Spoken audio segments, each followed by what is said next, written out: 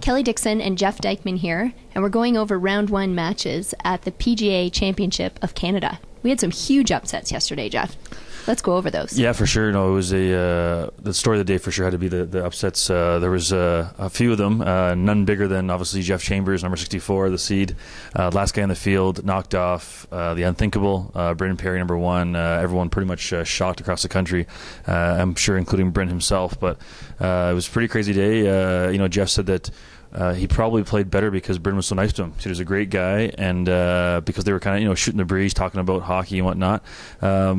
He was telling us some stories about playing on a nationwide tour in the old days, and so Jeff was enjoying it. He said, had he been a little more mean, he probably would have been a little bit more nervous, but he said out of the gate he was so nervous. He happened to just win the last hole. He had an unbelievable save for bogey.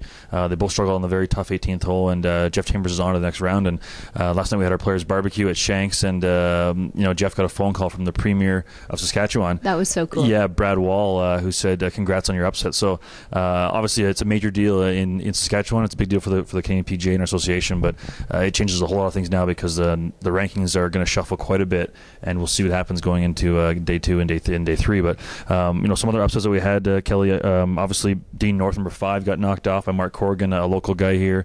Danny King was spooked quite a bit. He was 4 down through 5 holes in the first round against Mike DeCourcy, and one on the 19th hole, I think he hit about a 4-iron to about 3 feet for a tap-in eagle, and he won that match on the 19th hole.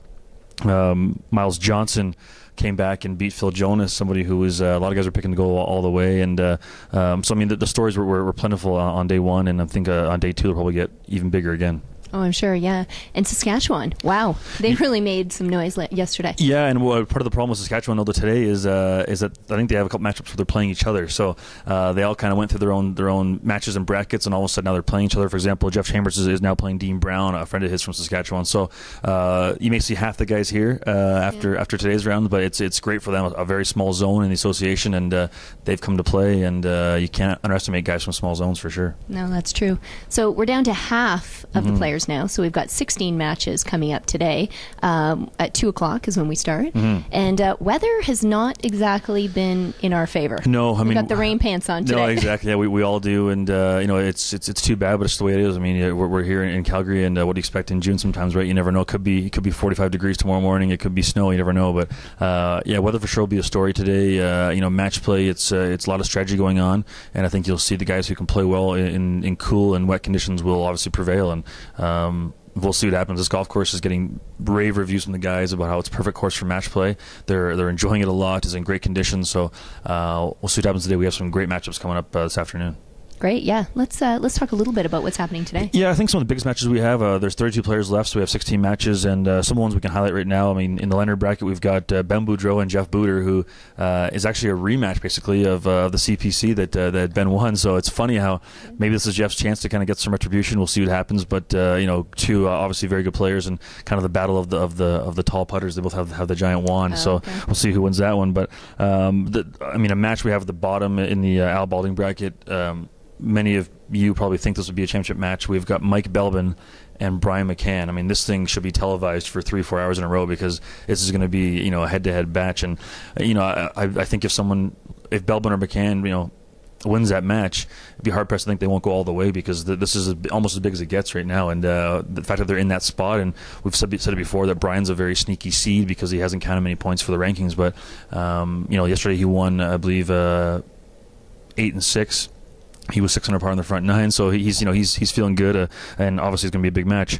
Matt Paulsenberg, a guy who we have to watch out for, hits the ball absolutely a mile. He won on 19 holes yesterday over Ron Koneski, and Ron's first hole for the playoff hole was a par 5, and Matt hit I think it's 506 yards, and Matt hit driver pitching wedge.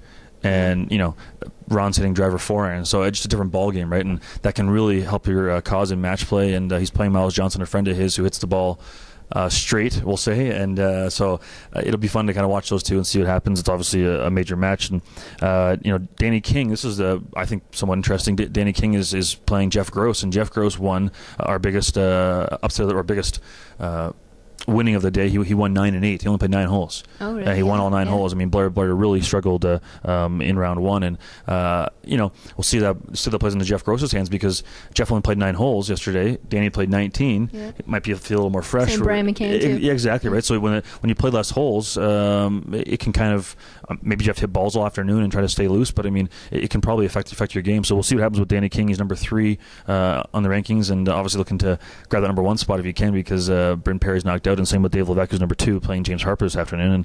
And finally we've got Daryl James, who shot 28 on the front 9, made 8 birdies, or as I call them, chickens. He made 8 chickens on the front 9, and was the story of the day. A lot of media coverage on the Calgary Herald and nearby outlets, and Daryl's another long bomber. He's playing Ian Doig, who's a national champion. So we've got some great matches left, and we'll be cutting down to the Sweet 16 for tomorrow morning, and they're playing 36 holes Friday and Saturday. So a lot of energy needed to make sure you can win this championship. Some long days, exactly, for sure. Hopefully the weather will bring the sun out to us, and a little bit of warm weather. It'll be nice. Yeah, exactly. The guys will probably really enjoy that. But no, it's been a great week. Even the guys that were knocked out yesterday, we were a little bit worried about what they would say, and I said, you know what, this is unbelievable. It was so intense. We really enjoyed it, and we could do it again next week if we had the opportunity to do it. So great comments across the country, media wise as well. So it was a lot of fun. Good.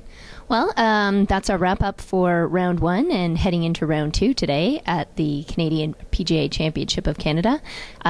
So look forward to some good results today, and we'll recap it again. Perfect.